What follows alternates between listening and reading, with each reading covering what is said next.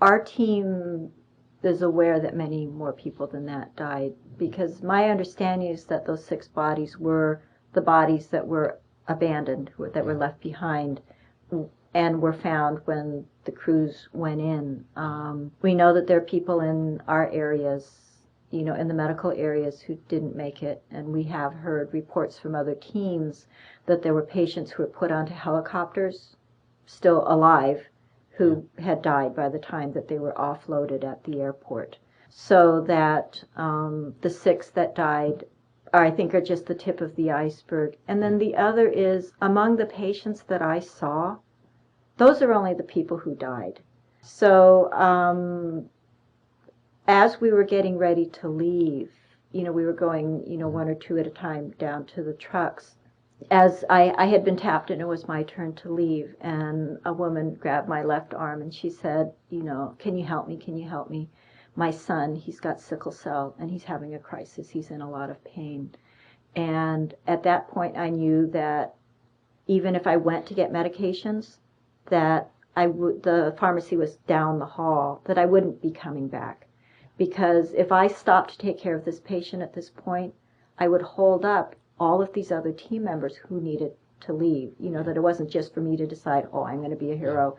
So the only thing that I could offer this young man was my last water bottle, because hydration does help sickle cell a little bit. So I kind of found a place for him to sit on a filthy cot and gave him my water bottle. And then a woman grabbed my other arm and she said, my husband, he can't move the left side of his body. He has high blood pressure. And some people had just brought him in. The only cot that I had available was a broken cot. We set him down there. And I knew that there was nothing that we could do for him. And so I encouraged her to just stay with him. Now, he's somebody who may not have been in the body count, who may not have died. But I'm convinced that if he had not been in the Superdome, been able to stay on his medications and not been stressed, then he may not have had a stroke.